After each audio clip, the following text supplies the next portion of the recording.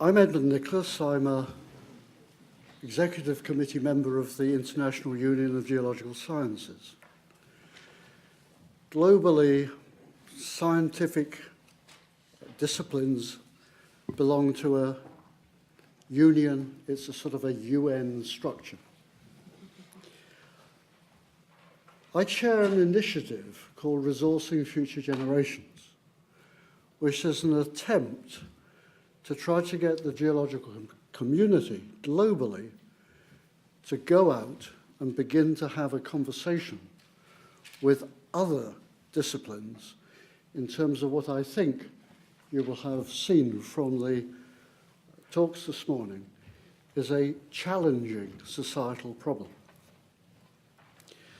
The first speaker this afternoon in this session, Where Will Future Resources Come From?, is Richard Herrington, who is Head of Earth Sciences at the Natural History Museum, a visiting professor at Imperial College, and who has wide-ranging research interests, mostly relating to metalliferous mineral deposits.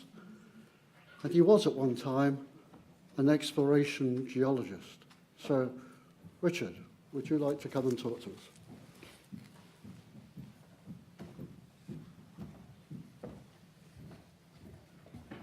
Thank you very much, Edmund, and well, thanks to the organisers for inviting me to talk. And I hope that what I'm going to talk about this afternoon at least will be further grist for the discussion that we're going to have later on. So yeah, my brief was to have a look at sourcing the future needs. We've heard a lot about how things are changing. And I'm going to give a bit of a geological response as to perhaps where we're going to get the minerals and how we might get them. But I'll just spend a quick moment on the why, but I think probably we've heard this from others much more eloquently. Okay, well, just some simple stuff. This is some stuff for Richard Shoddy, who's one of the major modelers of supply. And for all of its weaknesses, perhaps because it's driven by what we know about what we've done in the past. But nevertheless, we know that world growth, and has done in the past, is grown, it basically doubles every 20 to 30 years. And it certainly, I don't think it will change for 2040, although our models go up to about 2042. And if you believe this model, then in the next 26 years, we're going to use the amount of copper that we've used in all of history. So that's pretty challenging stuff for geologists who have to try and find these resources for people to use. And, you know, as a result of that, recycling just can't keep up. We'd love to recycle more. Here's a diagram that Business for Mining put together. It's a bit complicated, but I might try and explain it. What you see in the sort of light green background is what's perceived as the world demand for copper. And so by 2077, we're going to need 48 million tonnes per year.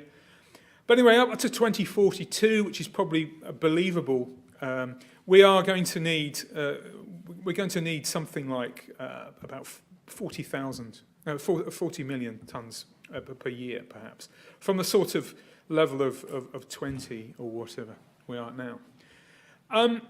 Recycling's getting better. You can see here on this graph, recycling's about, well, it's more than 50% now, 55% of our copper. But, you know, copper goes into infrastructure. So recycling, you know, if we're going to recycle all our copper, then you've got to give up the wire in your house for someone to have wiring in India. And that's a difficult thing for us to grasp, I think. So we're going to still need to mine copper, and you can see production growth, which is shown in the red part of this graph. Up to 2042 at least, it's going to grow. And even after 2042, we're still going to need new copper because world demand will go. But beyond 2042, I don't think we've got decent models. We've seen this already. David gave us this talk, and I don't need to remind you that it's not only copper. I put copper up because it is one of these major metals we know, even in the low-carbon economy, is going to grow because it transmits the electricity we are using as a replacement for all that thermal energy that we've been using in the past. But it just reminds us that, you know, our use of the periodic table is increasing. And I like the idea that Peter was talking about, having a sticker on your car to see how many elements you have in your car. And I think that would shock a number of people if the products they saw, the percentage of the periodic table that's in their products. It might wake them up a little bit.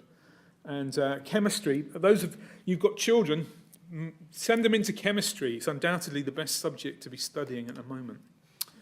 Just a quick thing about running out. We all remember Malthus's great essay in 1798 about population we're going to run out of food, not going to be able to feed ourselves. Coal was going to run out. The limits to growth in 1972, we all remember these kind of things. And we didn't run out, and we still have neo-Malthusian thinking coming up.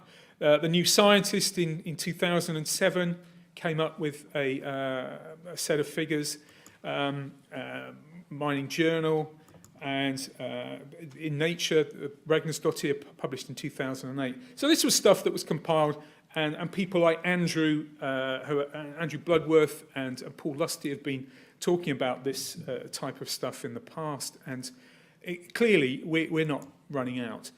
But the physical availability of the supply base, we've wobbled from this pessimistic Malthusian view to wildly optimistic. But it all boils down to this idea of fixed stock versus resource flow. So this idea of once it's used, it's gone. So with hydrocarbons, you burn them, they're gone. And people have sort of thought about that for the resources we have. But of course, with resource flow, you're borrowing it for a while. You build a bridge with steel in it. You can always go back. If you don't like that bridge, take the iron back and use it again. And so the modelling sort of goes between those two ideals. Reserve calculations based on prevailing economics, we heard it earlier, they're meaningless for long-term resources because they're based on the parameters, the economic parameters of the time. But then also unconstrained resource estimates, geochemically unlimited. I mean, if you want iron, your garden is probably 15% iron, the soil. But it's the economics that drives the fact. We can get those materials, and we heard from Kathryn about rare earths. We can get those materials. It's the cost. It's the cost. And that's the thing that will drive it. And the cost is not only financial.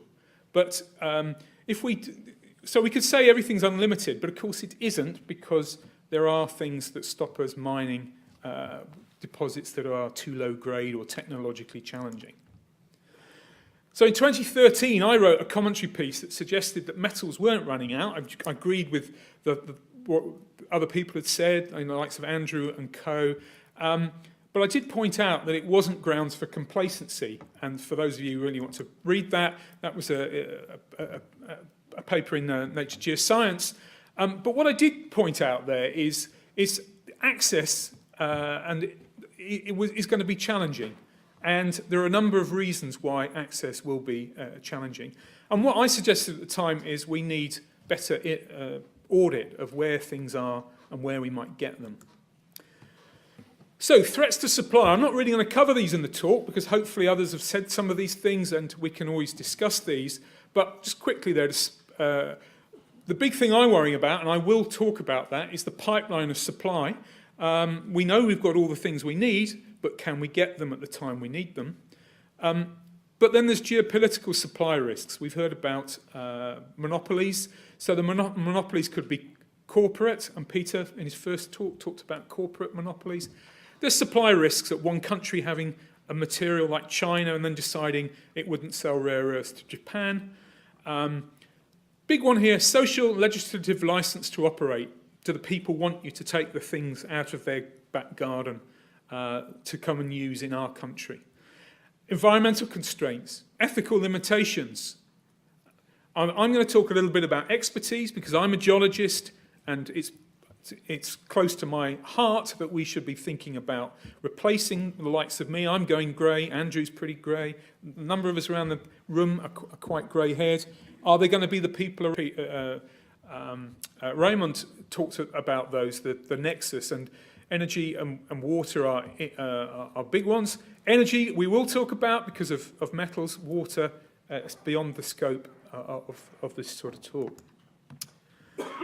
The first thing I want to talk about is because of geology, there is a skewed geographical distribution of reserves. So this is the stuff that the economic geologists have decided we can mine.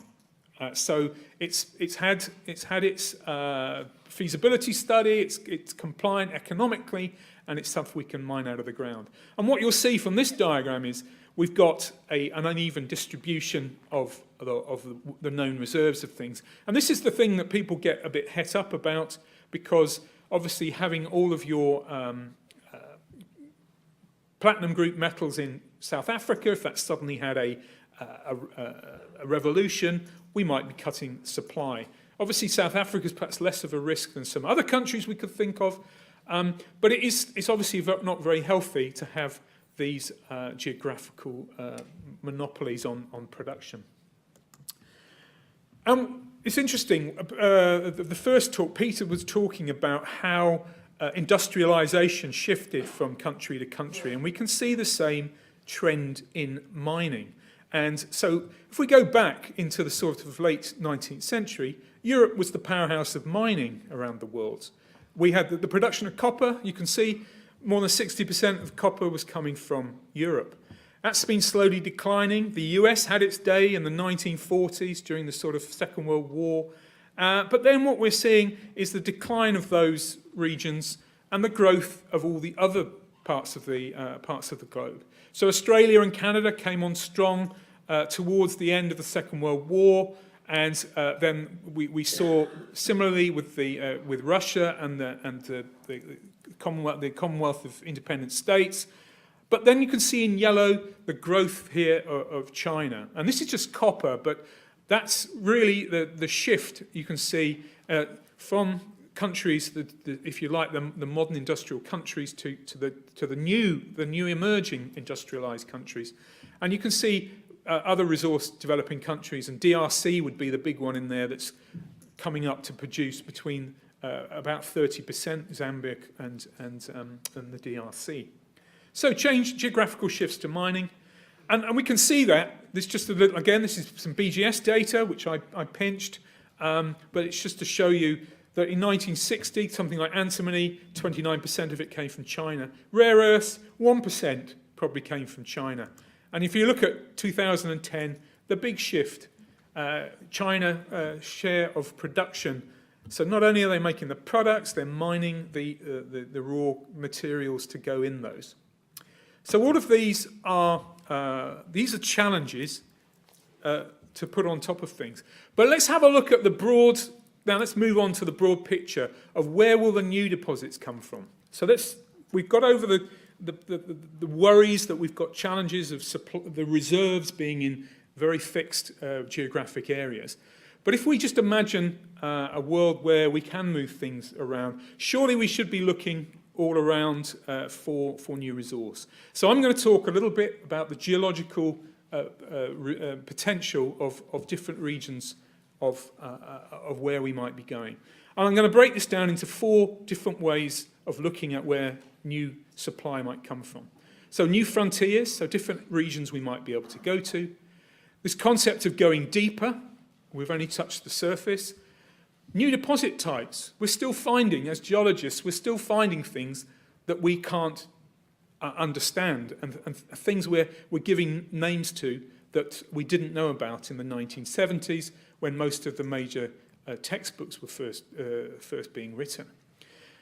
New processing methods. So what we thought before was a pile of waste now perhaps turns into something we can economically mine. And I think that's another area of a new frontier, if you like.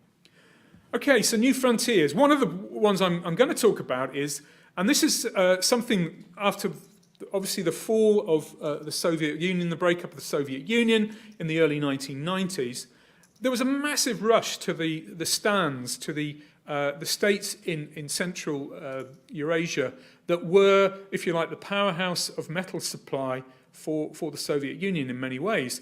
But they also had an incredible potential for new deposits. And indeed, they certainly are. And we know from the region, the Central Asian orogenic belt, at least one new discovery, Rio Tinto are now putting into production, is the giant porphyry copper deposit, Oyu Tolgoi. So this region promised much, but it still only attracts 1% of the world's exploration budget. It's not very favoured by the major mining companies. It's still in their inventories, but the real problem is here, of course, is can you turn it into something you can make money out of? But as a geologist, this is a fabulous area for potential. And certainly when you look at reserves, it figures quite low, but when we think as resource as a geologist, we would say this has got some fantastic potential. Another one, which is quite interesting to throw in the mix, is work that's going on, particularly on the left-hand side of this. There's been a lot of work by the countries that are bordering the Arctic to actually have a look at mineral resources in the Arctic. On the map on the right there is Antarctic, and that has mineral potential. So this is a map produced in the 1970s by the American Geological USGS, which indicated where we thought we knew where minerals were. And of course, the Antarctic Peninsula is just a continuation of the Andes, so evidently great potential for copper deposits. But as a world community, we've written off Antarctica as an area of mineral potential.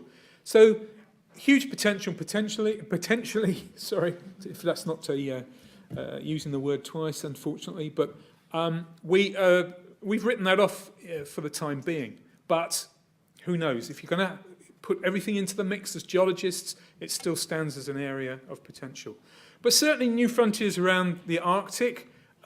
Climate change has meant that shipping routes to the north have opened up. We've already had existing mines in northern Canada and Greenland, the Black Angel mine and the Polaris mine in Ellesmere Island have mined successfully. On the west coast, where we've had the ocean currents keeping the ship lanes open, but parts of eastern Greenland and the northern extension of the Urals of Russia, and then even further north, and if we look in northern Russia, some large gold deposits offshore there, and the Citronensfjord find in Greenland even has been touted as a potential right there up on the northern tip. But you can see also deep ocean resources being discovered up in the Arctic. And that leads me on to a next frontier that has been offered to us, and that's looking at the ocean floor. And the first deposit type I want to talk about is seafloor sulfides. These are sulfide bodies that are linked to hydrothermal activity on the seafloor. They have analogues as VMS deposits, which we very happily mine on land when geology abducts them and brings them up onto the surface. But there is a real possibility of mining some of these on the seafloor, ones that have recently formed. So there was a lot of work in the 1970s on the Red Sea, which is shown in yellow there, and people have thought about going back there. But Nautilus Minerals have a project that's based around Solwara in Papua New Guinea, where you can get licensing from the government, where there is a serious look to mining sulfides on the seafloor. And if you look at the estimates, this is an area of huge potential, but I would say completely uncharted environmental concerns that go with these deposits. And we're only just touching the surface. I think this smacks to the general public as perhaps miners trying to do something deep and in the dark where nothing can be seen. And I think we've got a long way to go to persuade people about that sort of mining. The other area, of course, are nodules and crusts that we see in the deep ocean. And it's great to see Dave Cronin in the audience here, who's worked on these for many decades. But the two types of deposits here, they're the crusts, the cobalt-rich crusts that are developed on seamounts and so on.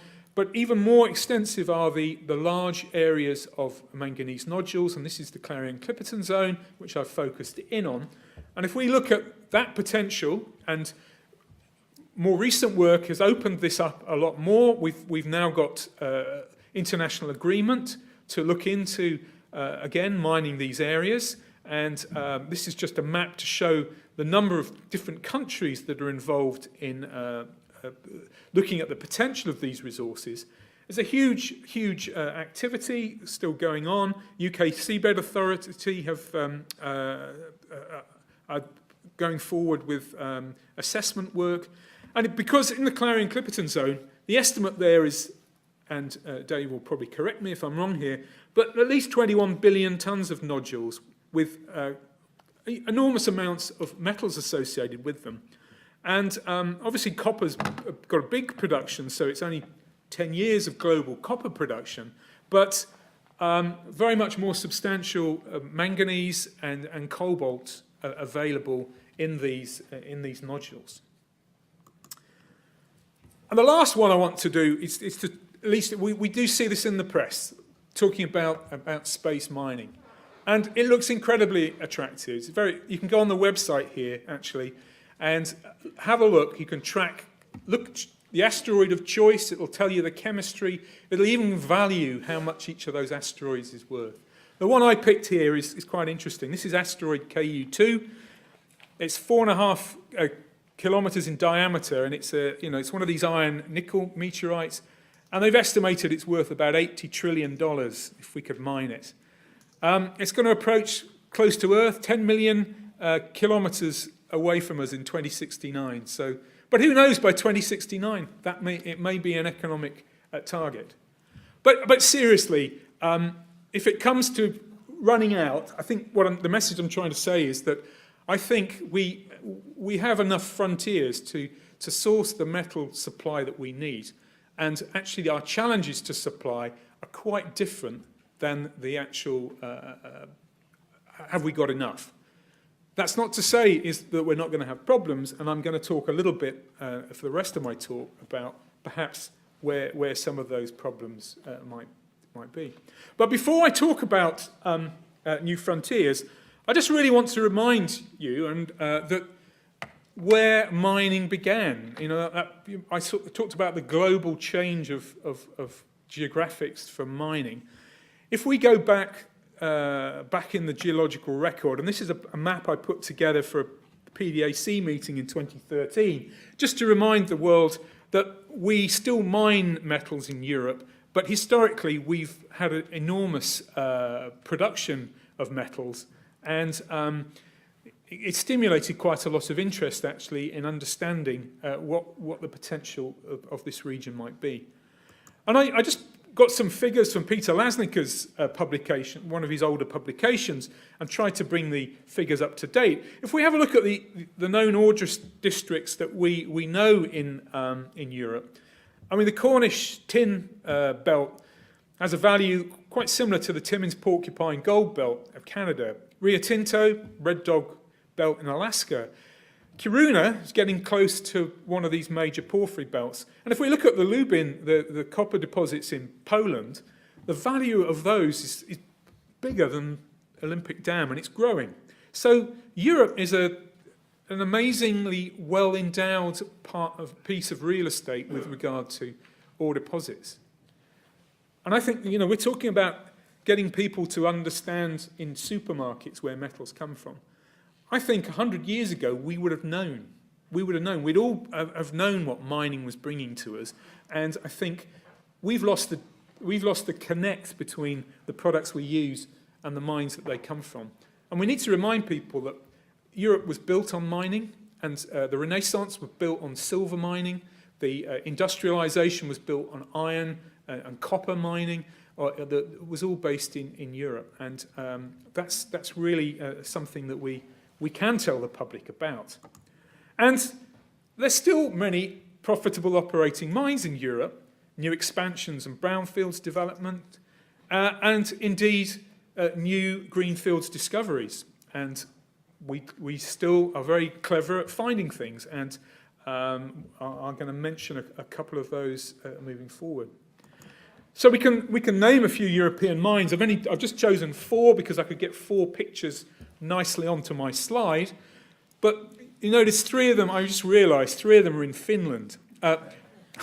Finland is a country that seems to have embraced the idea that mining can bring benefit into an Arctic region where they were worried about depopulation of the north. They were able to sell to the public that this is a real way of you being able to stay in the north and have work to do other than the timber industry. And it's certainly people in Finland, I believe, have a better engagement with knowing where metals and minerals come from. And it would be the same in Sweden. We know there, mining is thought upon as a major industry of the country. But even close to home, and this is the Drakelands mine, formerly known as Herrington, down in Devon, and that's an example of where there's been success in opening a new mine. And Dave was telling us about the Sirius mine up in North Yorkshire, and in fact I walked the coast-to-coast footpath, went right past it, and I wondered what the industrial estate they were building there was, and of course it's the mine site, and that's exactly all it looks like.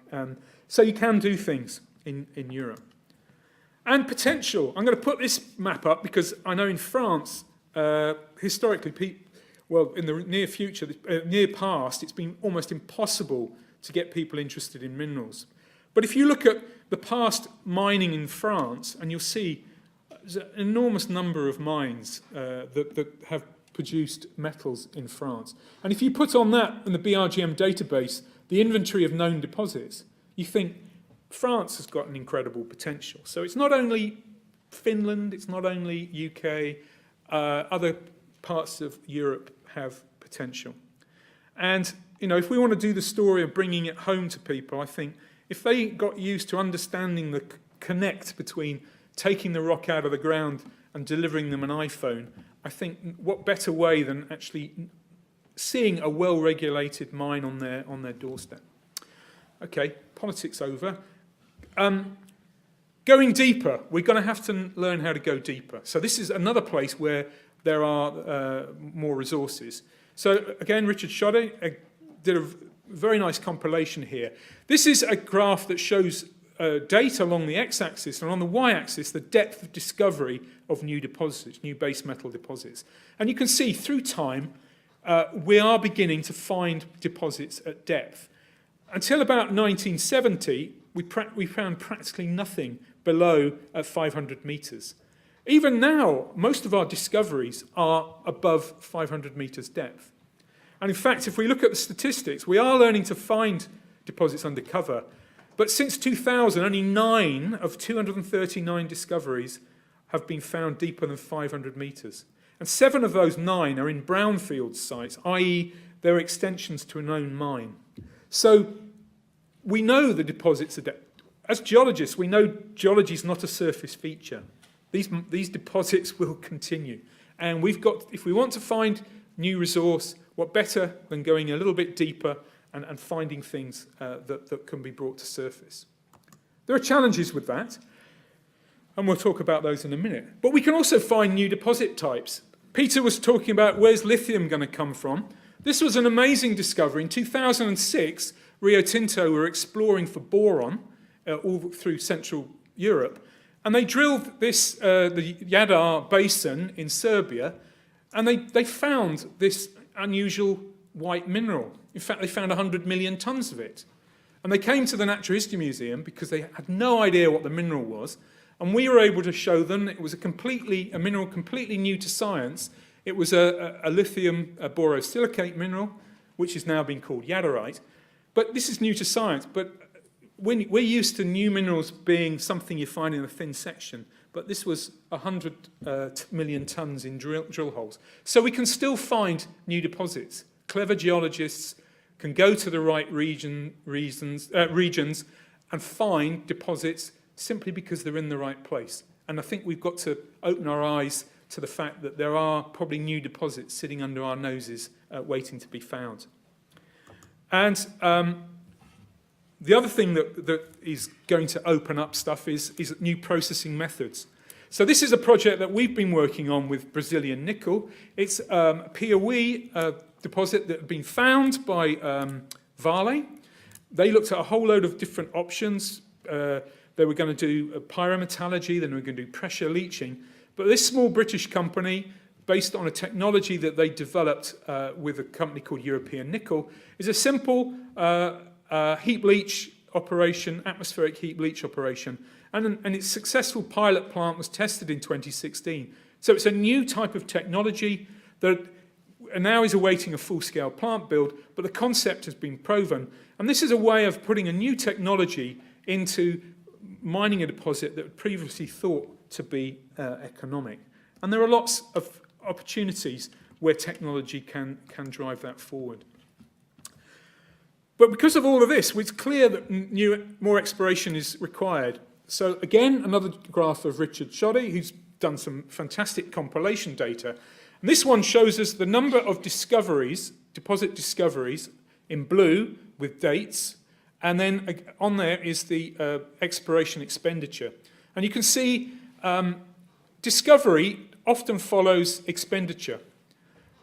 But there is a bit of a worry in the data set here, and Richard points this out, that even adjusting for undisclosed discoveries that major companies might be sitting on, it seems like in the last decade, expenditures outpaced the number of deposits that have been found. And that is a bit of a worrying trend. In the past, throwing more money into exploration has resulted in success. And it is a worry that we need to get better at exploring for new deposits. And it's particularly important because turning discoveries into mines is getting much slower. So again, compilation of data through time. What you'll see then, the top line here is the conversion rate of discovery in the 1950s from finding a copper deposit to turning it into a mine. And you can see within 60 years, 68% of the discoveries have been turned into mines. If we look at the current, so that's 2000 to 2016, within 20 years, we've only had a conversion rate here, which is down in the 9%. And at the equivalent in the 60s, at least 40% would have been turned into mines. It's very slow to make mines, it seems, these days. So we've got to find things, we've got to find more of them in order for the supply pipeline to keep up with demand, it would appear. So quickly, looking at the techniques that have given us success. So this is some data from Richard Sillitoe, probably the world's foremost mining consultant. So he should know how these things have been found. And what he's shown in the last 37 years is, his main conclusion is that it's simple geological field work that's found 90% of the deposits, with about 70% of them with a major component of geochemistry. Geophysics, 15% have been involved in the discovery, drilling, 12%, and remote sensing and imagery and scanners and so on. In his conclusion is none of the discoveries had a component of those involved in actually finding and defining them. So it's showing us that perhaps some of this advanced technology that we think is so great has not been used in a way to find deposits. So we've got to get better. Geological fieldwork will find outcropping mineralization, and it might find shallow buried stuff. But if we're going deeper, we need technology. So look, we need better geophysics, we need drilling to improve, and we need some kind of imagery that's going to be able to look perhaps below the surface. We're seeing some glimpses of that. There's been some fantastic work done by New Boliden in Ireland, the extension to the new Tara mine. There was a bright Uran program in the late 90s carried on by very innovative staff there at the Tara mine to do a seismic survey over their known mineralization. So this was in the late 1990s. They then turned it into an exploration program under the vision of John Ashton there. And lo and behold, they have, with this new processing technology, they found this new inferred deep resource, which is more than 2 kilometers from the mine, but Boliden have given it a go-ahead to put in a cross-cut decline down there. So it's added another 20 million tons probably to that resource through some deep brownfields exploration. New technology, thinking outside the box. Another new technology that we're involved in at the museum is developing advanced geochemistry to greenfields exploration. And in this case, it's looking at trace element chemistry in alteration minerals around porphyry copper systems. And in a blind test that was carried out for Rio Tinto, the group were able to locate a porphyry that Rio had already drilled but didn't tell us where it was, or didn't tell Jamie Wilkinson and his team, and they successfully located it. So it's now a technology that Rio have been using. They call it a game-changing technology. It won an innovation award in 2014 at the Institution of Engineering and Technology in the UK here. And it's our most downloaded online paper at the Natural History Museum, the paper that Jamie put out looking at this. So these are the kind of new tools that will enable looking undercover. And very exciting, we're involved with a group currently drilling a target that has been predicted using that tool. So let's see if we got some announcement. Jamie got an announcement to make. Okay, and we're seeing improvements in drilling. This is the DET CRC in Australia have come up with this idea of using, instead of using drill rods, which is very time consuming and expensive, you use a continuous, effectively it's like a hose pipe type drill rig, and they've been successfully testing this. And it's enabling us to perhaps cut the cost of drilling, which is the single highest cost for the discovery and drilling off. And with increasing regulation on reporting, more drilling is needed in order to get those reserves accepted by the stock markets. It's quite clear more competitive exploration data is needed. This is some Rio Tinto data from Steve McIntosh. And you can just see, why is Australia a place people want to go and explore? Why is Canada a place people want to go and explore? It's because there's huge data sets available to help you zone in and find where deposits are. You look at the data coverage for Australia versus Africa, and we know Africa's incredibly well endowed with mineral deposits. It has a poor amount of data that's freely available. We need to make sure that we increase that data, that we're able to vector better for exploration. And because of that, exploration is still largely focused in areas. Canada still gets the biggest chunk of exploration worldwide. Australia gets a major chunk. And Chile and South Africa, sub-Saharan Africa is growing. But look at Russia.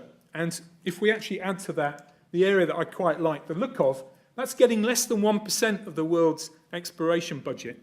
But it's got the types of deposits that we see in Chile. So there's other reasons why we're not going there, and we need to work out why that is. Then lastly, before I wrap up, I want to talk about mining costs have got to come down. If copper grades of mining have been dropping, and as a result, energy costs of extraction have gone up, and so the real intensity effect is more than 50% more intensity going in to get the metal out than we used to do back in the 1980s. That has to change. Energy is one of the big elephants in the room, if you like. We need to lower mining costs. There's some evidence that we can improve froth flotation, but this is actually some research work that's done by Graham Jameson, who's a pioneer in Australia.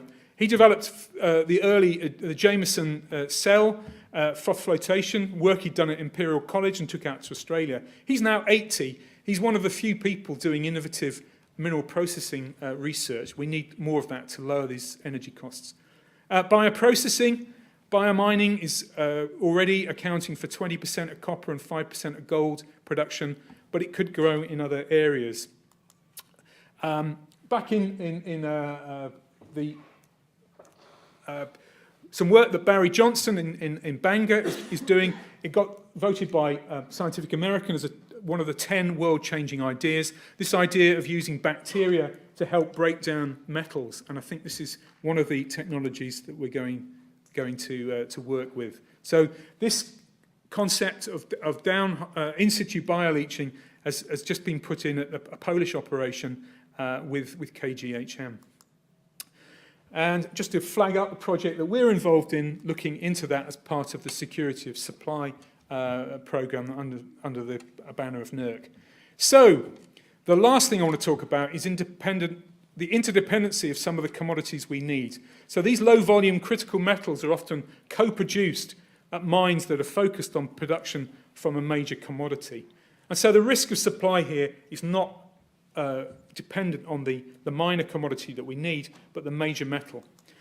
And this diagram, I haven't got time to cover this, I'm going to have to skip, but co-recovered metals are very important, that coming from the mining of major metals. And so if we look here, cobalt is linked to copper and nickel production, rhenium to copper production, germanium, indium, zinc, and gallium to aluminium and zinc.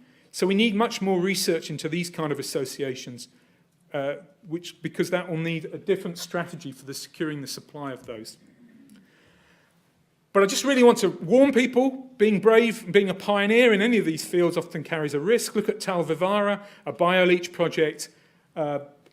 Because of a basic engineering issue,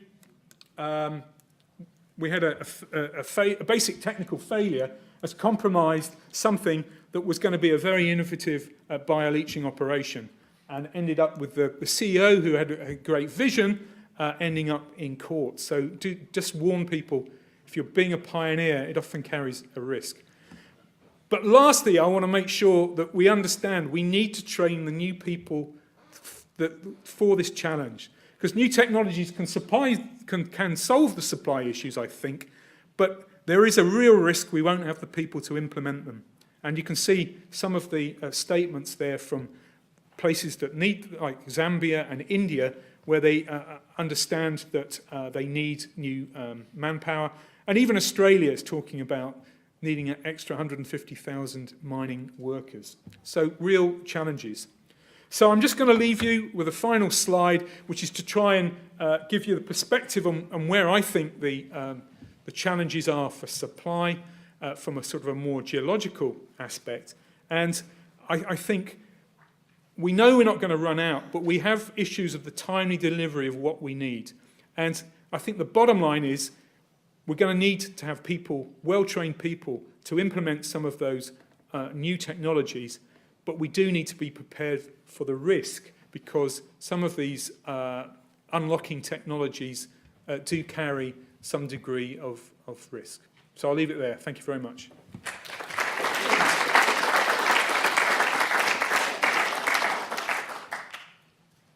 We have time for one or two questions. Has anybody got a pressing question? Yes. Still got my microphone from last time. Doesn't work. Does that work? Yeah, it does. You have to shout, Richard. I'll just shout at you. Yeah. On your point on Mongolia, I actually had an email from a client going back years on Monday. And coincidentally, they've lost their data for their project in Mongolia. They want to see if I have it, but that's another story. What they said put them off this project at the time was the changes in mining regulations and mining law and sort of just unfavourable political conditions in the country. And I wonder if that's why you think a lot of people haven't looked at it in such enthusiasm as they have done in other jurisdictions, because it's obviously got great mineral potential. Is it just the regs that's holding it back and the political risk? Absolutely. I think probably that's exactly the issue. I mean, there was a window in time when Mongolia looked like it was going to be fantastic, well regulated, had a good mining law and permitting, and then it went through a sort of a wobble where the government seemed to change their mind on legislation. That happened in Kazakhstan twice, and companies got their fingers burnt, and certainly the major companies are unlikely to want a presence in a country where the regulations are going to change through the life of a mine. And I think that's one of the biggest dissuaders. Junior companies will go in there and take a risk because for them, they could probably make a short-term gain. And they're not perhaps there for the long game, but a company that's going to be there with something like Oyu Tolgoi, it's I think there they got the politics right to enable it to go ahead. But there was a real chance that Rio were going to pull out of Mongolia at one point. So I think that it's the regulation and the legislation. The places that people like are Canada and Australia, where it's pretty straightforward.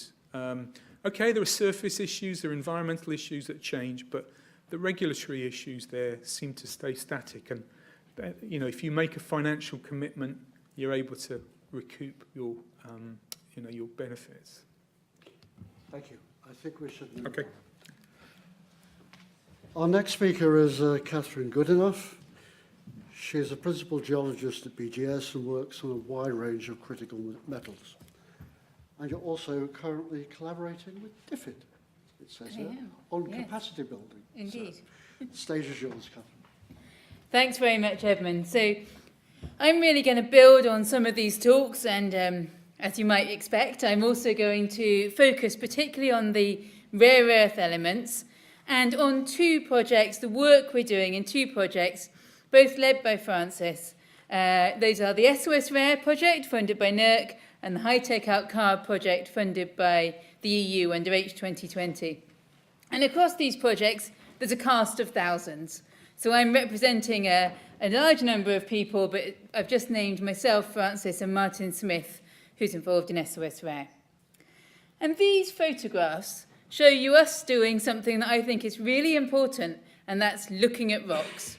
Because as we just heard from Richard, actually doing geological fieldwork is still vitally important in developing exploration models for so many of these commodities.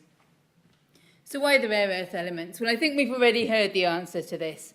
They've got a whole range of different uses, but in particular, the magnets that come in direct drive motors and wind turbines and in electric cars. That's a really big and growing market. And this diagram here is from a paper that Francis and David Merriman and myself published at the start of this year. And I realised from what Sian said earlier that this diagram is completely out of date. But you can see the point, which is that the growth in electric vehicles is driving increased demand for the rare earth elements. Now, of course, there's a whole range of different types of primary rare earth resources. I'm not going to think about resources that are secondary or urban mining. But in terms of primary rare earth resources, there's the high temperature and the low temperature deposits in the crust. High temperature deposits come in rock types like alkaline igneous rocks and carbonatites, in hydrothermal type deposits, in iron oxide apatite like the Kiruna deposit in Sweden that we just heard about, in granites and pegmatites. A whole range of different deposit types. And similarly, low temperature deposits can be bauxite, so the rare earths can be a byproduct of aluminium. They can be in placers or mineral sands, in laterites and iron and Zortran clays, which I will come back to, and a range of other deposits, including potentially phosphorites, so they could be a byproduct of phosphorus as well. So there's an awful lot of places you can find the rare earths, and globally, as I mentioned just a moment ago, there was an exploration boom between 2010 and 2015, which drove us to the point where we have enormous numbers of rare earth deposits recognised worldwide. This is a map from a paper by Holly Elliott about to come out in Ore Geology Reviews. So that's all well and good. So why on earth, if we've got so many rare earth deposits, even though production is concentrated in China, we know where the deposits are, why on earth would we be doing more research to look at exploration models and how we find new rare earth deposits? Well, the answer comes back to something that David Merriman has already said. The rare earths are a group of 17 different elements, if you include scandium. And we need them in a certain balance. And this is from our paper that came out earlier this year. This is the current market demand and estimated demand in 2025 for the different rare earth elements. The point being, we need quite a lot of lanthanum and cerium for a whole range of uses around glasses, ceramics, polishing, catalysts, that kind of thing. We need a pretty decent amount of neodymium, and a certain amount of yttrium, and less, but still significant amounts of some of the other heavy rare earth elements. When you find a rare earth deposit, you don't get necessarily that kind of balance of the rare earths. In fact, if you look at the different types of deposit, the carbonatites, that are the major deposit of rare earths at the moment, the major deposit type, particularly by a neighbour in China, what you find is a lot of lanthanum and cerium, reasonable amount of neodymium, probably not enough, and really not much at all of the heavy rare earth elements. And if you look at other deposit types, what you tend to find is that the balance is never quite right. And David made this point very clearly. Neodymium, being one of the most high-value rare earths, if you want to mine the right amount of neodymium, you're going to end up with oversupply of many of the other rare earth elements. And lanthanum and cerium in particular are very unlikely to be of any value to you. In that paper, what we found was that it's actually the iron adsorption clays, which I'm going to talk about more in a moment, which have the right sort of balance of the rare earth elements. But of course there's another issue there, and that's around grade. Your iron absorption clays, which on this chondrite normalised plot are down here, are very low grade relative to some of the hard rock deposits, for example. But carbonatites, on the other hand, they may be high grade and they may be quite high tonnage, but they are so light rare earth enriched that you're going to produce vast amounts of lanthanum and cerium that you just don't need. So the reason for developing exploration models is to try and improve that targeting so that we can identify the deposits or the parts of the deposits that are actually going to be most appropriate to mine because you've got the most chance of producing the right balance of rare earths. And of course, there's many other challenges that you have to deal with by mining a group of 17 elements in one go. You need, of course, a beneficiation flow sheet, and this is a diagram from my colleagues on the EU Rare project, just showing that there's very complex mineralogies and textures in many hard rock deposits, which again makes it hard to even concentrate the rare earth ore minerals, which are a whole range of different minerals, many of them with names I can't even pronounce. And then, of course, to separate the rare earths from each other requires major chemical plants, and much of that technology and industry is concentrated in China, along with the deposits themselves. So this is a diagram from the paper that Francis has just published in Elements on responsible sourcing of the rare earth elements, and this just shows all the different aspects of responsible sourcing of the different deposit types. And green is good here, but essentially it shows that no deposit type is perfect. Every different type of rare earth element deposit is different, and realistically only the best, in inverted commas, deposits are really going to make it into production. So this is a really complicated exploration field. And to have a chance of successful development, your rare earth deposit needs, of course, the right grade and tonnage, but also the right proportions of the different rare earth elements. You need to be able to beneficiate and to process your ore, and you need to have somewhere that you can do that. Of course, it has to be economically feasible, we all know that, and environmentally and socially acceptable. So all the normal things, but perhaps more complex for the rare earths because you've got all these elements coming together. Or, of course, you can produce your rare earths as byproducts of, for example, bauxite, and this is a bauxite mine in Turkey. So all of that means that actually it is important to do some improved exploration targeting, and that's partly because if you were looking at a porphyry copper deposit, say, and Richard just mentioned new techniques of looking at alteration minerals so that you could vector in on which part of your porphyry copper deposit you're looking at, we just don't have those same sort of techniques for identifying new rare earth element deposits. So the alkaline, igneous and carbonatite systems are the main interest for the high-tech Alcard project. The clue is in the name. And these systems we really don't understand that well in 3 dimensions. This is a fairly simple diagram of what we roughly understand is going on in those systems.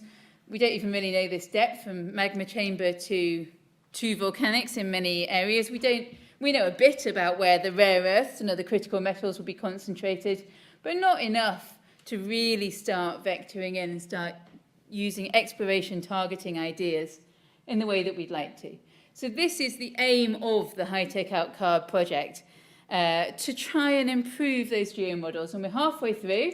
We've done an awful lot of geological field work, but also, of course, geochemistry, geophysics, and using core samples, not actually drilling ourselves, but making a lot of use of core.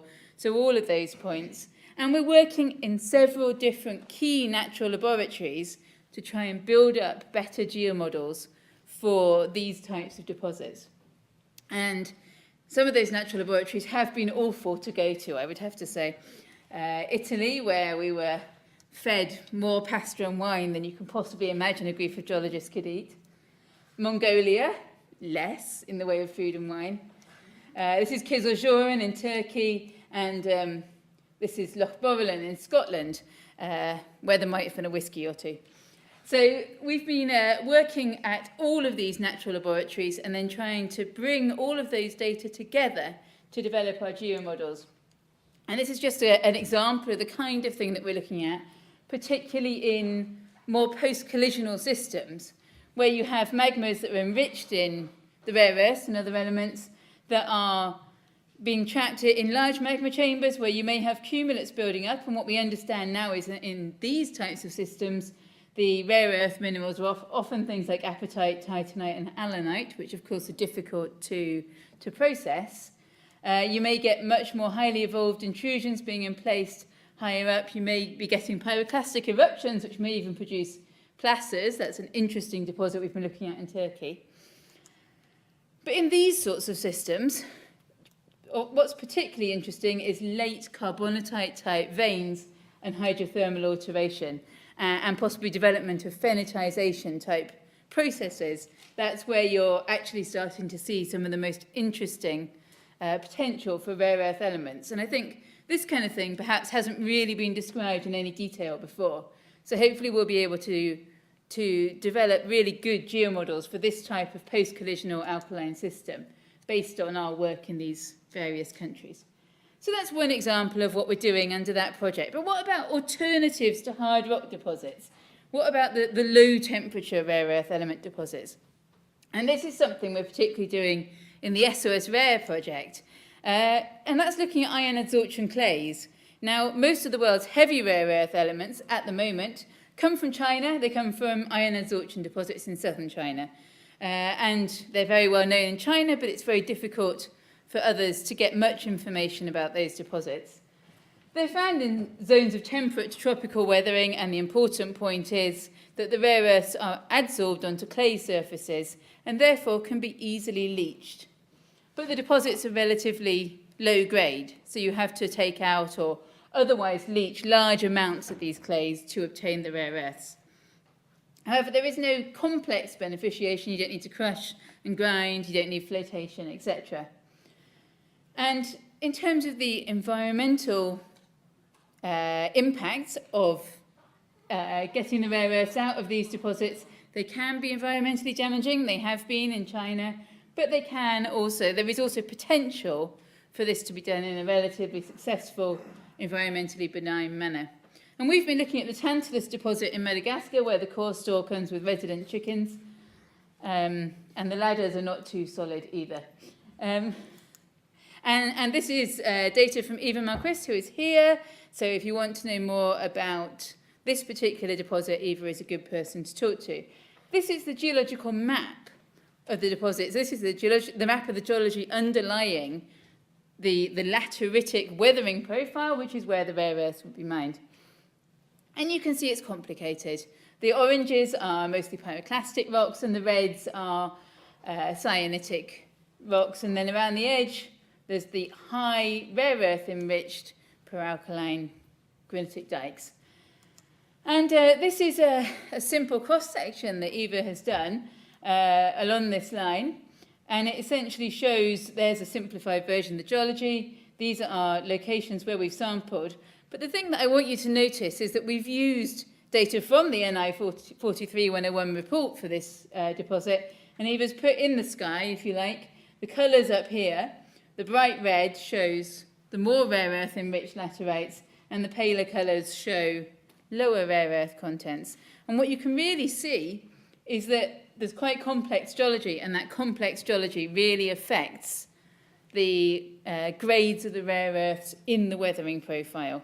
So it's not just a question of weathering by itself concentrates rare earths. The original lithology is absolutely crucial.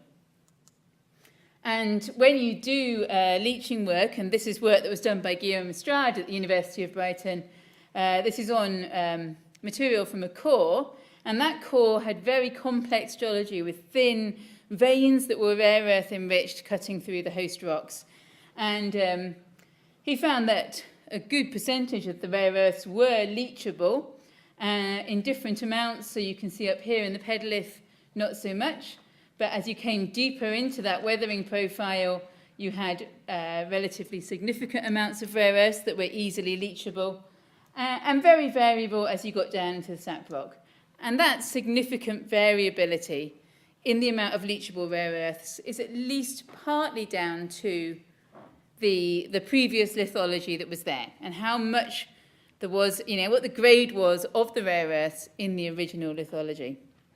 So to go and look for these iron adsorption clays, you really have to understand the bedrock geology underneath as well as the weathering process. And that is absolutely vital. Environmental and social considerations for iron adsorption clay deposits are significant issues. And I think it's part of what is holding back development of deposits like this outside of China. So this is Madagascar. It's not beautiful, pristine rainforest, as you might imagine. It is secondary forest with lots of rice fields and villages scattered throughout, but of course lots of people living in these areas.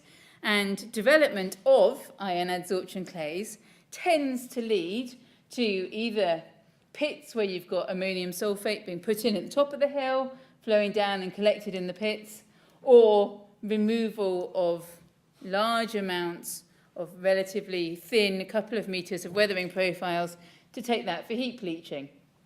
And of course, doing either of those in northern Madagascar is going to be somewhat challenging because there'll be lots of people showing the film and saying, well, you can't do that in Madagascar. I joke, but realistically, it is going to be challenging to achieve environmental and social acceptance, and certainly that seems to be the case at the moment. So although these types of deposits have real potential, there is much more to be done to understand the underlying geology and the impacts of actually mining the rare earths in these areas. So that's really just a quick run through a couple of the aspects of the work that we are doing on developing exploration models for the rare earths. We've already heard this morning that the rare earth elements are going to be in demand for the foreseeable future because of their importance in electric vehicles and in renewable energies. And there are so many issues around the best mix of rare earths, of course the best grade and tonnage, around the different mineralogies, that you really need good exploration targeting to be able to identify the deposits that are going to be most viable for development in the future. And there's a whole range of different aspects that really need to be considered to ensure sustainable development. This is the high-tech outcarb team in the quarry at Kaiserstuhl in Germany, and a carbonatite quarry looking like a rainbow. And I just want to finish by reminding everyone, if you haven't been reminded enough already, of course, the RFG conference in 2018, where there will be critical metal sessions, but also the meeting of the International Mineralogical Association in Melbourne, where again we'll be running critical materials sessions as part of the SOS Minerals programme. Thank you.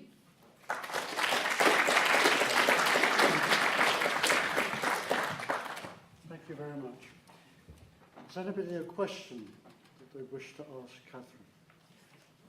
Yes, please. Kathryn, if you had your exploration budget, which is the deposit type that's the most attractive to go and get near the minerals? That's really interesting, isn't it? So I think the ideal you would want would be a low thorium monazite. Now, of course, the place that we know where there's relatively low thorium monazite at the moment is Mount Weld, one of the few producing deposits in the world outside of China. So my answer would be, I think, more Mount Weld, which probably means carbonatites that have had the right type of weathering to give you that type of secondary monazite. Part of the reason that I say that is because there are established processing methods for monazite, and that makes it much more effective, but the fact that it's typically high thorium is the problem. Thank you. Yes, David. Yes, some years ago, the Japanese went very bullish on marine sources of rare earths. One doesn't hear very much about that these days. What's the situation there? Yeah, obviously, so rare earths in placers in heavy mineral sands generally are potentially a much bigger source than we really know about, and certainly offshore placers and offshore marine sediments that are rich in rare earths are a possibility. But the simple fact is, I think as I showed you, there are so many onshore rare earth deposits known, and none of those are really managing to develop because quite simply, China is providing all the rare earths that are needed. And there's really been very little will in the last few years to support new mines to the stage of development, even in areas that would be relatively easy to develop. And I don't think that those offshore Japan would be the easiest to develop. So at the moment, yeah, there isn't much happening to diversify supply outside of China. I think we should leave it there. Richard highlighted an important topic that the European Commission's been looking about, and that's in thinking about where in the world should we be mining in the future. Europe came up, so should we be mining at home? I think that's an important topic. What about mining the things we need in our backyard? And of course that would immediately solve some of the problems we've been talking about why don't we as the public in the UK think that we actually do any mining anymore. And then your other favourite areas on the list, I think, was Central Asia, the Arctic. You crossed off Antarctica, so if anyone wants to argue with that, now's your choice. And the seafloor, some very nice posters for you to look at about that, and space, and we do have a poster on space here as well. And then I think the issues that you came up with or why is it not so easy to find what we need, besides all the criticality and supply issues that we've talked about, it's about how are we going to be able to explore deeper. And you had that statistic, was it 9 out of 239? 9 out of 239, were deeper than 500 metres, and 7 of those, so that leaves a mere 2, were already going on brownfield sites, going deeper into mines. So we're really not very good still about exploring deeper, and that's something we really do need to get better at. And then we talked about the techniques to find different mineral deposits, and the techniques, of course, to get things processed and out of the rocks. And there's a lot of important innovation that can come there. And then Richard touched on training and the need to have people that can make these innovations. And then we moved to Kathryn, Goodenough, and she gave us a specific example of research that's happening on rare earths that have been very much the headlines of the critical metals supply. So a specific initiative which involves academia and industry working together. And I think there's a very important point from Kathryn's talk that we all discuss how much we don't know about porphyry copper deposits. There's a big project in the UK on porphyry coppers now. And yet, when you go to the minor metals, like rare earths, it's orders of magnitude less that we really understand about those deposits. So I think that's probably good news in the respect that there's obviously lots of work for geologists to do in meeting our future needs for these resources.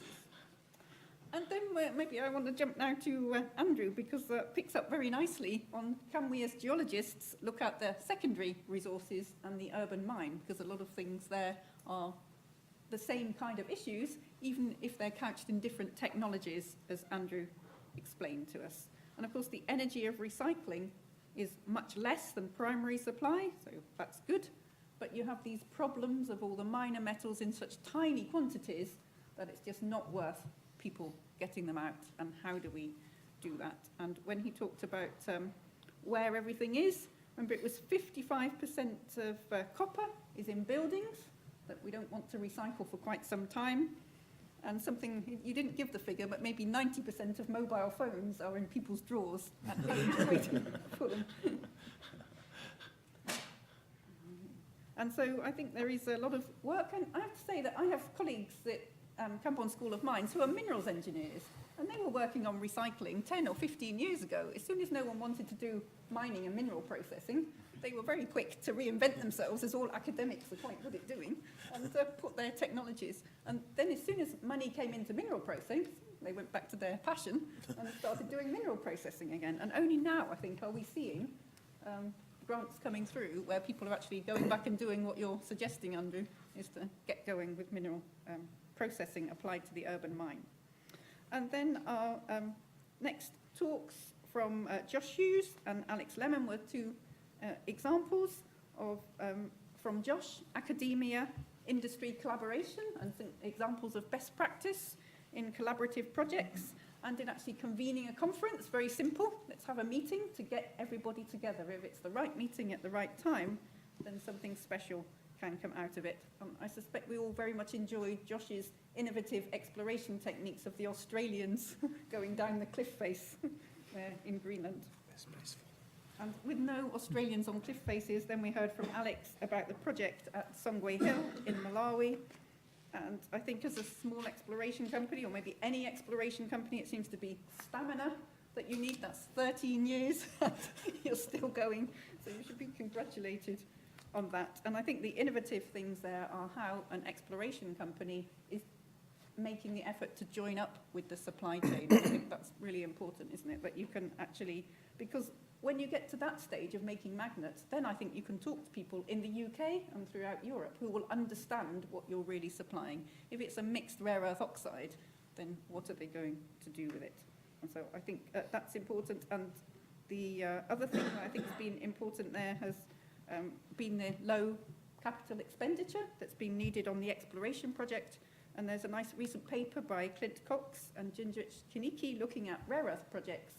And you can see all the amounts of money that have gone into the various projects, and that's well worth a read. Social license, right from the beginning. And then a bit of a conundrum, I think, then, for your next development. So when you come along the supply chain, is that going to go into Malawi, or is that going to come into the UK, or is it going to go to China? And I guess that's a very interesting thing. What's the ethical or the economic probably will control you in the end, I think, to do that. So excellent set of talks. Thank you. Dominic, in 3 minutes, and no more. 1 minute. Can you just set the scene? Yes, good afternoon. My name is Dominic Roberts. I'm the Chief Operating Officer of a mid-cap mining company called Minico. We operate 4 base metal polymetallic narrow vein mines in the Balkans, 1 in Bosnia and 3 in Serbia, and we are opening a 5th mine in Bosnia next year. Additionally, we have a 170,000 tonne a year secondary lead smelter in Russia. That's the context of our company. We employ about 2,500 people based out of London. But I think the reason I'm actually here today is that as a narrow vein miner, someone who's actually doing it and producing metals, or indirectly through the concentrates, I am one of the lead industrial partners on a Horizon 2020 funded project called Impact, along with Camborne and some other august academic institutions, where we are looking at a way for Europe really to leverage her quite extensive mineral resources in a different way in the future. We need to look at this, we need to have a different concept. We've got to get away from the addiction of scale that has driven the majors for the last 30 or 40 years, through the last couple of mining cycles, quite frankly, and we need to find another way to do this. We need to find a way to actually react to market conditions. We need to be able to find a way to very quickly respond to a challenge to a resource supply. One of those would be, for example, antimony, which is number 1 on the European Union's resource scarcity list. 90+% of antimony comes out of China. We could get into a trade conflict with China over anything, and one of the results of that could be restriction on antimony. There's no LME stockpiles of the stuff, but we happen to have quite a lot of antimony in the Balkans. I want to find a way with the Impact project actually of looking at the Balkans reserves we've got as some sort of metallurgical balance available to us, and I want to find a way that we can respond in a matter of months and start producing antimony trioxide at the mine site in response to changes in the market conditions. And that's what the Impact project is looking at, really. Mobile, modular, switch on, switch off mining, particular focus on narrow vein. That's me and my role here. So we've just heard about mining in our backyard. Now, this is an opportunity for you, the audience, to ask questions and to expand on what you've heard. Who wishes to say something? And would they, Bryan, please use the microphone, which I will bring to you.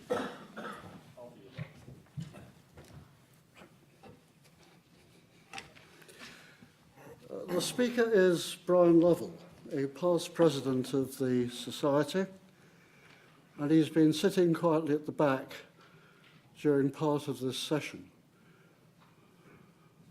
And he is the person after whom this meeting is named. But the mic doesn't appear to be working.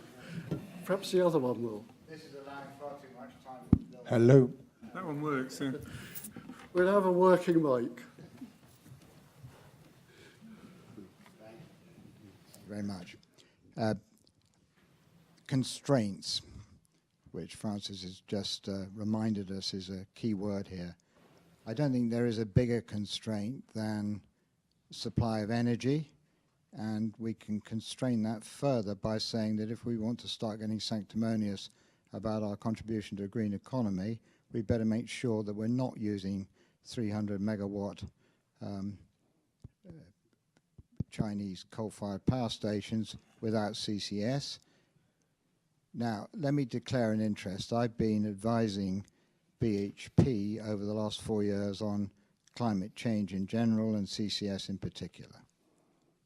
Now, I think you'll be aware that BHP have been leading the way in the resource industry as a whole in declaring how their portfolio under various scenarios is compatible with a 2 degree centigrade world or even a 1.5 degree centigrade world. And let me point out that the BHP portfolio analysis was published 3 months before the happy outcome of the Paris Climate Summit. So I would claim on behalf of my client that BHP's well ahead of the game here. Are the panel themselves convinced that the mining industry can emulate the standard that's being set by BHP, be they mid-cap or small or whatever? Who would like to start to answer that? Shall I start? Go on. Okay. With reference to the 300 megawatt coal-fired power station, that's actually great news for Malawi because there's been a huge shortage of power. They rely totally on hydroelectric power. One of the great things about the Songwe project, we're actually getting a byproduct of power from a sulfuric acid plant. So of the 7 megawatts that we require, at least 4 megawatts will be produced from heat produced in the sulfuric acid plant. I totally agree with what you're saying. It's absolutely essential to work to the highest environmental standards. We work to World Bank Equator Principles. That's the way we're doing our feasibility studies. And for future investment, for the actual debt financing when you're building the mine, it's absolutely essential that you can show that you've got a low carbon imprint and that you're doing things properly. So, yeah, I totally agree with what you're saying. Richard, you must have a view. Yeah, well, absolutely. And, you know, Brian's hit the nail on the head that the mining industry has to get better with its energy use. I mean, you look at the statistics, the mining industry uses about 6% of the world's power to break rock. And that clearly is something that has to reduce. And we've seen that one of the drivers there, and I showed the graph there of copper mining, where the copper grade has been going down, so you have to mine more. But not only that, if you look at it, the actual energy cost of doing that is proportionally higher. So you're going from 1 to 1.5. It's a 50% increase in the total effort to get the metal out, and that can't continue. So, and companies have realised this, and BHP certainly are the lead, but the other major companies, Rio Tinto, have got programs the same.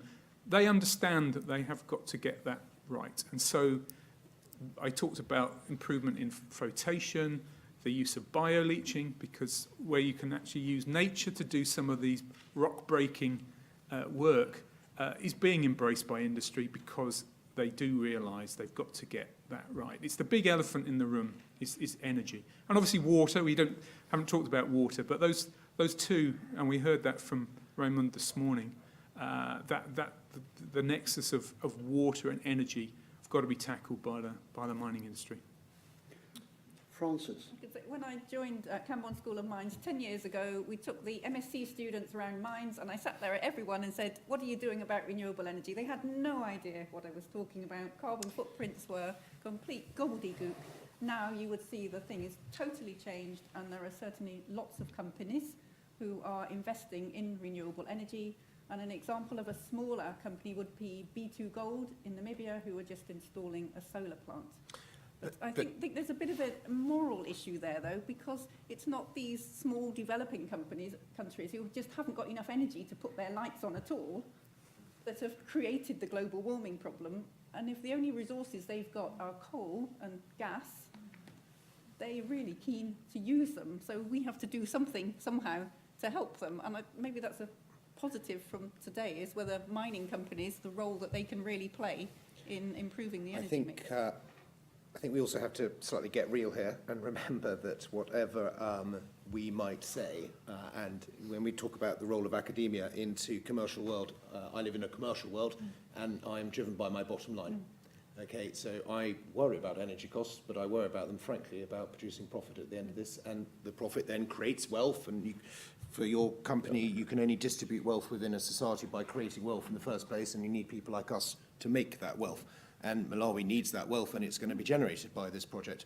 So, yes, of course, there is the moral side of it. There's also the fundamental requirement for a private, any private or public company to make money and return it to its shareholders and its investors, and that is a huge driver for us. But absolutely, we need innovation, particularly in comminution.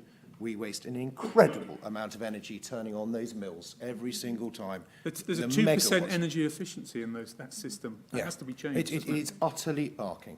And you still, combined as well with the mills, I think we've got to also, if we look slightly left field at this, we're looking at under pressure, zinc under pressure at the moment. Zinc prices are rising. We're looking at substitution already of zinc with aluminium, but aluminium uses a disproportionate large amount of electrical energy. So let's remember there is a full life cycle question to be explored here on this, and it is a particularly complicated one. Andrew has been very patient. Would you like to say the last word on answering Brian's question? Then we'll take another question. I mean, I get the bottom line thing completely.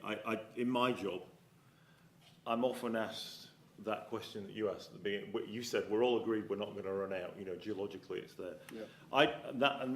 But out there in the world, that's what people think we're going to run out. And I always say to people, you're worrying about the wrong thing. It's actually not non-renewable resources we need to worry about. It's the renewable resources, it's our air and our water and our biodiversity that we need to worry about. And that's Richard showed those Malthusian, talked about Malthus, and there is a Malthusian problem here, which is we're not running out of metal in the crust or metal in our own environment. What we're running out of is that we're starting to get close to planetary limits as to what we can do. And this industry really has to think about that. I understand what you're saying about the bottom line, but because this industry makes such a contribution to global energy or uses so much energy breaking rocks, smelting ores, and all the other things, we need to decarbonise. And it is possible, if you look at the hydrometallurgical revolution, that's transformed the industry.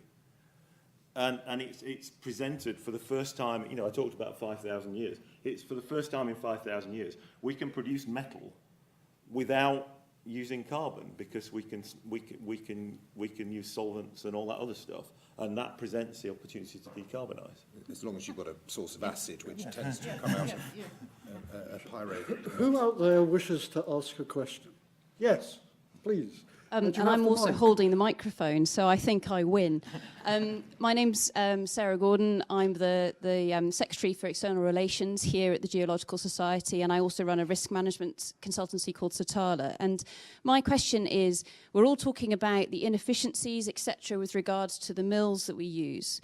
And there's lots of research out there, etc., but everything seems to be happening really slowly in terms of the development.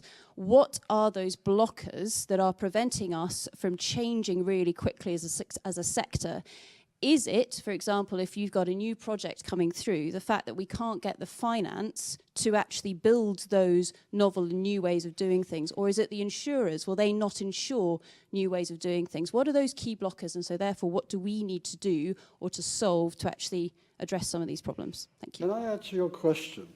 The Sustainable Development Goals, which were referred to during the course of the day, have a delivery date of 2030.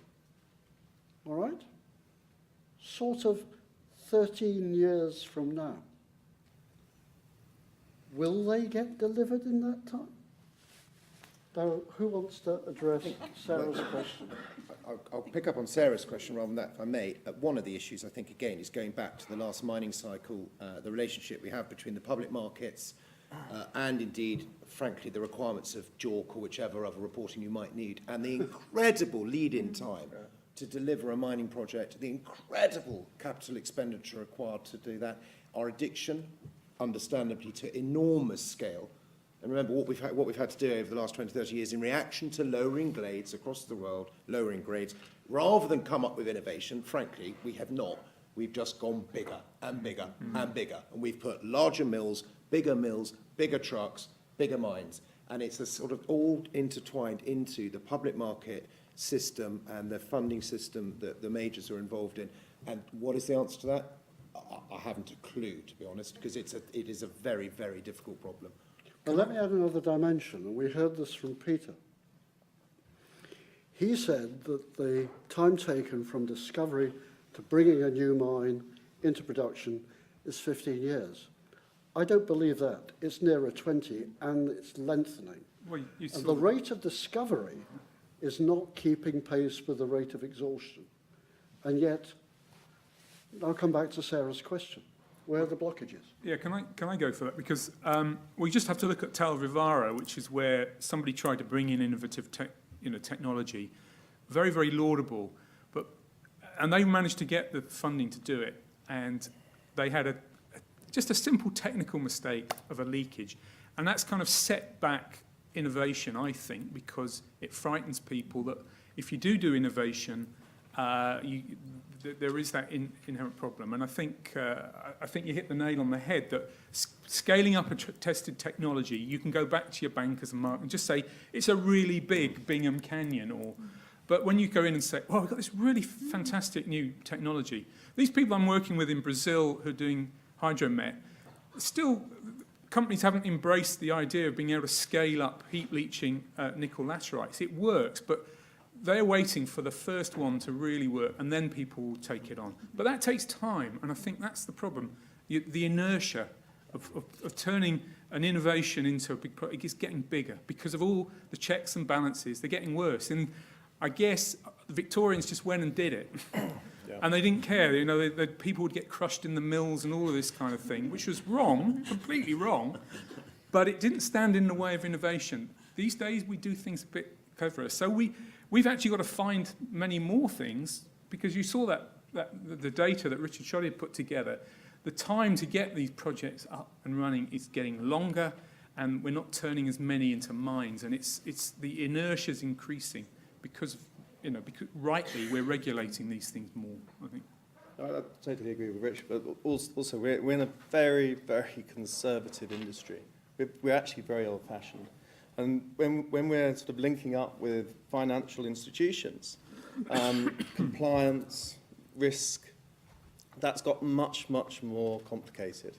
And the banks, the lenders, the debt providers, they have to see a proven technology. If you go to them with a new technology that you may be able to produce the product at half the price, if it's not a proven technology that's worked in another mine, it's a no-go. And even just simply open a bank account for an exploration company working in sub-Saharan Africa. First of all, if you're an exploration mining company, that's already across, and you have to have a huge amount of risk analysis and extra due diligence done on the company and its directors to even get a chance of opening the bank account. But then if you're actually also working in Africa, there's literally maybe out of the huge number of banking institutions, I can think of maybe one or two which will be willing to open a bank account. So, and that's changed in the last few years. The amount of compliance and risk adversity, it's a real challenge, and it's a huge challenge for new exploration companies and mid-cap companies trying to do business in these fantastic, jurisdictions where there's amazing mineral deposits, but it's the practicalities of actually doing business there. Francis? So, I think we always talk that governance is really important in producing sustainable development through mining. And I wondered if Alex could say whether he thinks that the environment of better, if you like, governance, much stricter governance, is actually acting as one of the barriers to actually getting projects going. Well, I think from the point of view of simply being able to open a bank account or having to move from a bank to a different bank, that's a challenge. You can't, in the past where you could open a bank account in a few days, now it takes weeks or sometimes months. But I think governance is actually important. It reduces corruption in countries. From that perspective, it's actually a good thing, but it's a bit of a double-edged sword. Because, as a small exploration company, you're going into countries where the majors might not want to tread. And you have to be innovative. You have to have a sort of innovative mindset. And it can be a challenge. But I think it's a good thing as well. So there's a sort of plus and minus. To be very, very provocative, but I will be. The first session talked about future supply and demand. I think you've more or less convinced me that there's no way in which we are going to meet those needs, given all of the difficulties which you're talking about. Is that right? How do we break this logjam? Of course, it's not just about meeting the needs, because there's all these other things that we've, I agree. at this meeting, not touched on so much. It's all been about primary supply. If we were in another forum, you would have hardly heard anything about primary supply, and it would have all been about recycling and all the and substitution, really big theme. And I think bits of those happen, don't they? So if there isn't enough lithium, people actually, one thing we haven't touched on today is getting cleverer with using less. And I think that's a way that the technology goes, is going smaller and smaller. And you may need all the wide diversity of natural materials, but you can get away with using less of them. And I think that's not innovation by us. That's still not innovation by the miners. That's no, innovation I'm by trying the... to answer Yeah. the question. No. What I'm saying is, what I'm crying out for is that I think there is an enormous amount of room for innovation within the mining industry to get better at what we do, which is produce the primary metals. That other people are terribly clever at doing terribly clever things are. What I'm saying is I don't think we've been very clever at all, and I think there's a lot of room for Andrew us. wishes to come. I think the answer is all of the above. There isn't a magic bullet here. We have to recycle more, we have to recycle better, but we know that's not the complete answer. We have to make things happen more quickly. We have to look at governance, we have to look at financing. We have to look at processes we're using to try and make them much more energy efficient. Because energy efficiency doesn't just mean saving the planet, it also means, it makes a difference to the bottom line. So there's all sorts of things we need to do. We need to look at these frontier resources. We need to all these things, because if we don't, and we also have to manage, that's a way of spreading the risk as well, because some of these things are going to work and some of them are not. So the answer is we have to do everything. We have to, we've touched on the circular economy today. The circular economy is mostly not about recycling. It's about making things last longer. It's about remanufacturing things rather than breaking them down and making them all over again. And it's about different business models for the way we use, perhaps different business models for the way we use metals.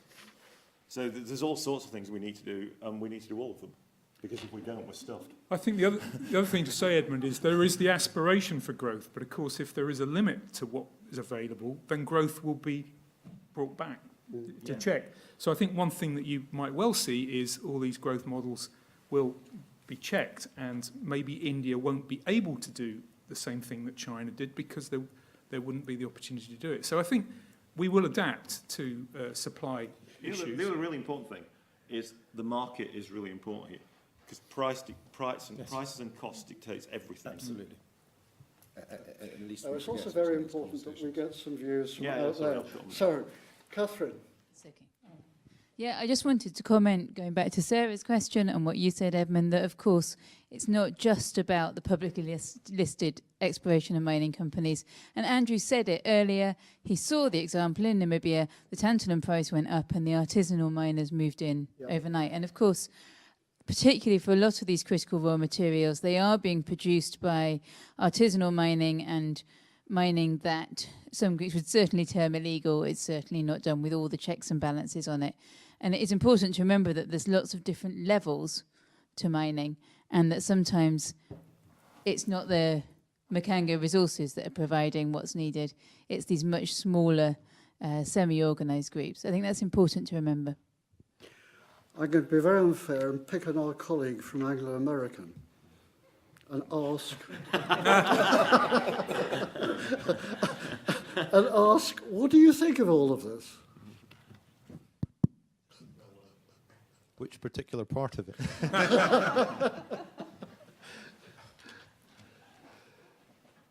I mean, look, the gentleman there, Richard, I think, if I recall your name, I mean, you're talking there about the, about it being the bottom line. Ultimately, I mean, as a commercial organisation, we always have to look at what the value generation is for our shareholders. So that's going to drive a lot of the decision making. But all the topics that I've heard discussed in this room today are very front and central in the discussions that I'm hearing in my workplace, because they threaten to disrupt, the industry in which we work, or certainly to change the way that it looks going forward.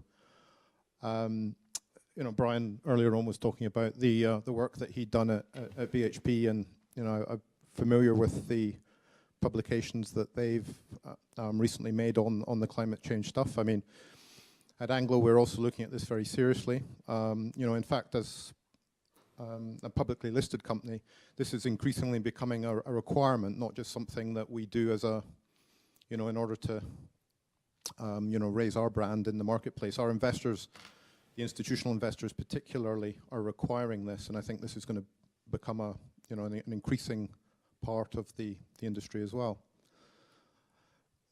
Was there another particular aspect that you wanted me to comment on? I mean, I think it's it's a very rich vein, and I could probably ramble on for hours, so I won't. We haven't got the time for that. Without the mic, that the one outcome of the efforts that are being made by, I think, the big mining houses is that the financial disclosures on climate change, which are being requested by the central bank governors and G20 no less, through Mark Carney, they've set up a group chaired by Michael Bloomberg, which has now reported on financial disclosures. I think we're very rapidly entering an era where if you want to operate at the scale of Anglo-American, this financial disclosure will be as central to your public reporting of your business as the classical annual report. Yeah. I agree, and we see that coming too. So. Okay. I think there's a question at the back there.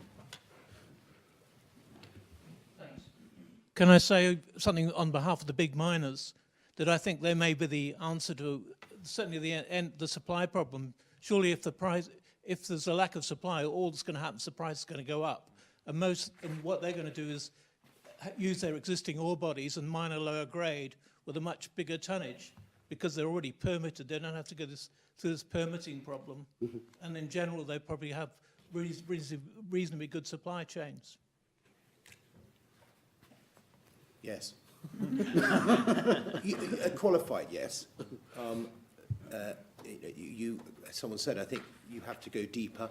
It gets harder. The open pit starts to close in on you, and you have to go underground at some stage. So it's a qualified yes to that. But it comes back to my point. We are addicted to scale, and our only response to lowering grades has been scale. Just follow up just on your approach. How do you think, if you're in the UK, you would find permitting a small vein mine from scratch very, very difficult? Obviously, is it your jurisdiction that's the key to this whole thing? Scott Gold have just licensed their little project up in the Trossachs. Mm-hmm. It can happen. After how many years? Took a while. It took a while. Yeah. No, indeed. but Leaving that to one side, we've got another question. here. Well, it's sort of on that. Before the sort of manipulation of the market comes in, do you think that the market itself will, say, replace copper wire with aluminium or something like that? Will that step in and level that issue off before it becomes a problem? It's happened in the past. Substitutions, I mean, it's an absolute, and the one I know about is zinc and aluminium. And that's one we're talking about quite a lot. And that, yes, yeah. You see it in rare earths as well. You know, a few years ago, everyone was talking about dysprosium. Dysprosium price went through the roof. And the magnet manufacturers have now produced magnets which don't need dysprosium. And that's what you see in certainly in the rare earth sector, as is you do with all commodities. If the price gets to a level where, you know, the motor manufacturers can't make it work, they're not going to buy those. They're going to just engineer those type of magnets out. One of the fortunate things with the neodymium praseodymium magnets, it's a lower value rare earth. We're a long way off the prices that were reached in 2011 for substitution. Yeah, it's from that perspective, it's looking good at the moment. Anybody else have a question there? If not, I have another one. In this discussion, the mining industry was described as being extremely conservative and slow to change. Jump ahead. What do you think the mining industry of 2050 is like? Will it still be the same? Who wants to react to that? Nobody? Because if you can begin to articulate that, it might make the passage to it a little easier. I think you might see less mining, less companies describe themselves as mining companies, and more companies describe themselves as material supply companies or metals. If you look at what's happened in the UK to the aggregates sector, so 20 years ago, if you went to Tarmac, they'd say, "Oh, we're a quarrying company. We quarry rocks, we break them up, and we sell them to make concrete and build roads." What they say now is we're an aggregate supply company. We supply construction materials.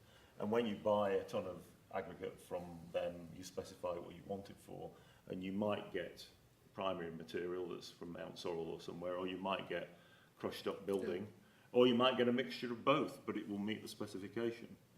And I think that what you may find over time is that a number of companies morph into material supply companies, because they'll get their resource from this environment or from the ground, but they'll worry less about where it comes from, shall we say, and more about what they're supplying.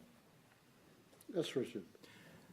I think it's what the mining companies will adapt to, the way society is going to adapt. And I think we're seeing an energy revolution. We're moving from a hydrocarbon-based energy generation to let's face it, minerals-based energy generation. And so I think that's going to revolutionise things. Are we going to have a national grid, or are we going to go to locally generated collective power? Because we've got to store this electricity, if it's done with renewables, it makes sense for people to do things on a regional basis rather than have grids. That's why Germany's better set up, really, to do that kind of thing. And so that will change the way we perceive. And I think my feeling is we're going to become like locavores. We're going to look to get things more locally. And I think that's going to be a really good thing, because then we'll understand everything about the things we use, where it comes from, how, there's a cost for everything we use. I think at the moment, Dave used the supermarket analogy. You think you can go and buy it from a supermarket. I think people feel that same about metals and minerals.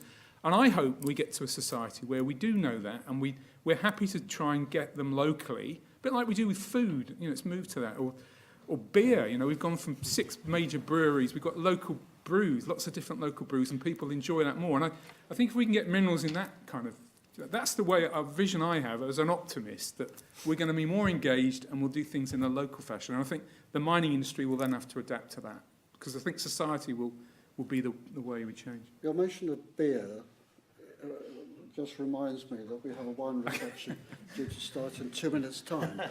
But, David, you... I just wanted to make one quick comment that relates to what the mining industry might look like in 2050. And it's something which is not my idea, but it's something I heard talking to someone in a mining company I will not name, where their strategic vision is to sell everything they mine so that they don't have such a thing as waste. I would like to see the word waste abolished from the dialogue that we're having, in part from recovering materials from waste. But in any mining operation, the minute you call something waste, you've sterilised it. And of course, sterile is the French word for this. And once it's sterilised, you can't sell it. Once it's been classified as waste in this country, that's it. It's well, I won't use the word. But it has disappeared from the market. And actually things like the REACH directive have even further compounded our inability to move waste and gather value out of waste. Yes, which is a perverse reaction to this. So the word waste has to be abolished right from the start. When you're looking at a mining venture, everything that you're getting out of the ground is a product. That product might not yet have made it to a market, but that would be the right way to think the mining industry might go by 2050, in my humble opinion. Thank you. Thank you. And on that very positive note... A bit like beer and Marmite. Yes. Waste turned into a product. Well, you might think you can eat Marmite, I don't. I just thought I'd polarise opinion. In my opinion, it's a very toxic waste. Let us go and continue this discussion in the lower library over a glass of wine. Can I ask you to thank our speakers, and my thanks to you.